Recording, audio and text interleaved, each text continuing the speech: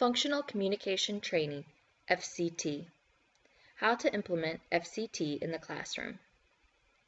What is FCT? Functional Communication Training is a reinforcement procedure designed to teach functionally equivalent, socially acceptable verbal responses that replace inappropriate or disruptive behaviors. These replacement behaviors typically involve appropriately asking for something that the individual wants, such as forms of attention or temporary escape from an aversive task. In other words, FCT is a method for decreasing problem behaviors by improving communication. So why use FCT? 1. It's relatively easy to implement. 2. It can address a variety of problem behaviors in the classroom. 3. It's easily catered to the individual. 4.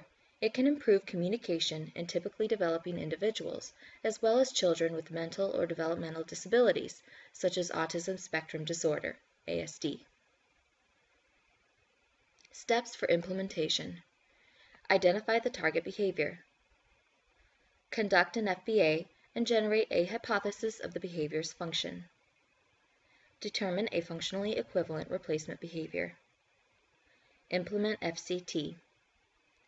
Plan for generalization. And monitor student progress and make adjustments as necessary. Step 1. Identify the target behavior. Identify the behavior in need of change and operationally define the target behavior in concise, observable terms. Step 2. Conduct an FBA. A functional behavioral assessment, or FBA, is a structured process in which target behaviors are identified, observed, analyzed, and treated. The purpose or goal of an FBA is to determine the function of a specific behavior. In other words, an FBA helps answer the question, why does he do that, based off of the analysis of observable and measurable data. What if you can't conduct an FBA? Try one of these methods: indirect assessment or direct observation. Indirect assessment. These are tools that can be broken down into 3 types: checklists, questionnaires, and interviews. Teachers and parents can then score and use the results to help determine why the behavior is occurring. Direct observation. This method allows the parent or teacher to observe behavior firsthand. For example, antecedent behavior consequence, or ABC data, gives you a direct look at what's happening right before, during, and after the behavior to help determine its function. Step 3. Select a replacement response. Select a replacement response that matches the function of the problem behavior.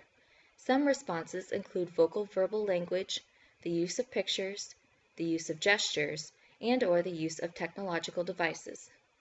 Be aware of your client's verbal and academic abilities when determining the proper replacement response. Step 4. Implement FCT. During this step, you will teach the individual the communicative response which was previously selected, i.e., a specific word or phrase, gesturing to a specific picture or symbol, etc. Discrete trial teaching is often used to teach new skills. This process is achieved by direct, repeated trials that allow the individual multiple opportunities to practice the response until it is learned. Note, it is mentioned that 10 consecutive correct responses is often the criteria for mastery. Step 5. Plan for generalization. Research shows that the long-term effectiveness of FCT is related to generalization of the communicative response across multiple settings, contexts, and people.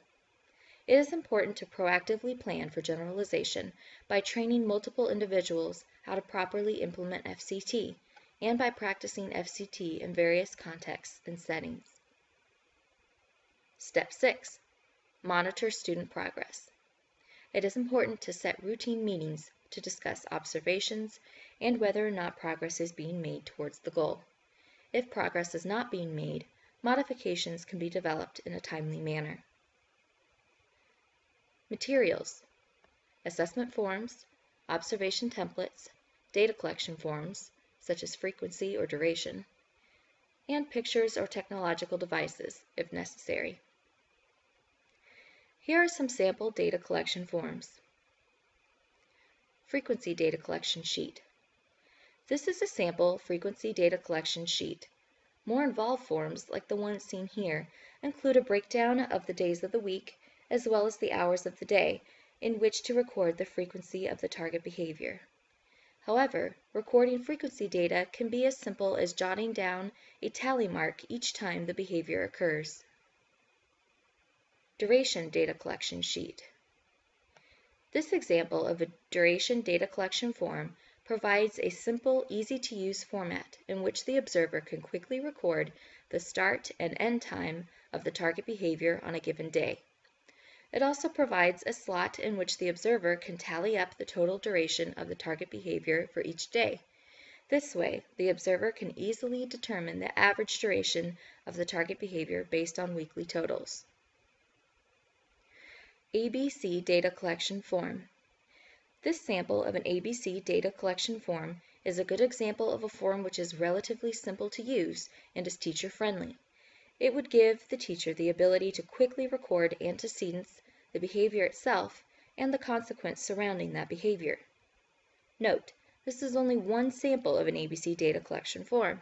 There are a variety of forms available to suit the needs of both the teacher and the student. This form is available through Autism Training Solutions.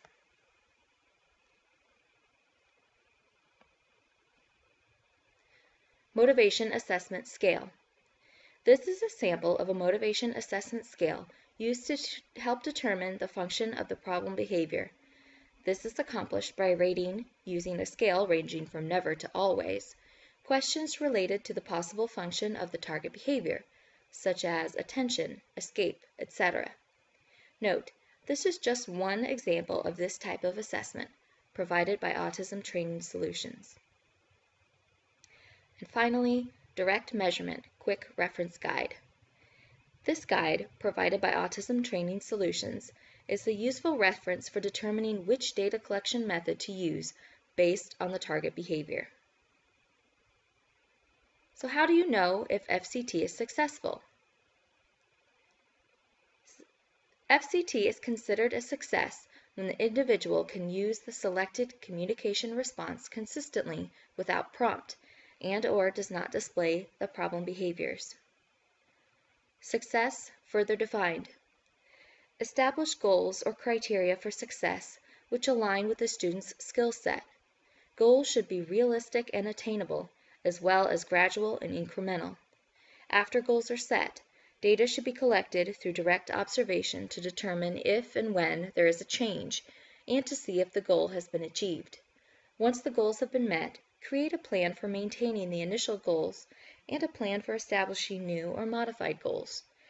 Keep in mind the importance of fading the cues or prompts that are used. Remember, the ultimate goal is that the student can implement FCT on their own.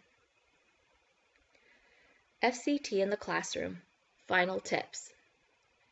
Get family members involved. Remember, this is a partnership.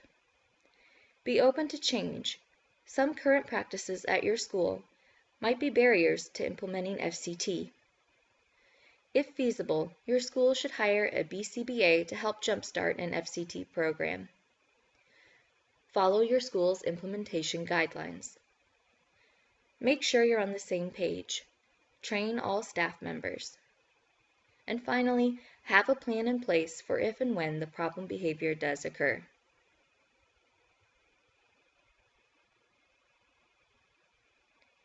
This presentation was developed by Lauren Gilbert and Kelly Stratman.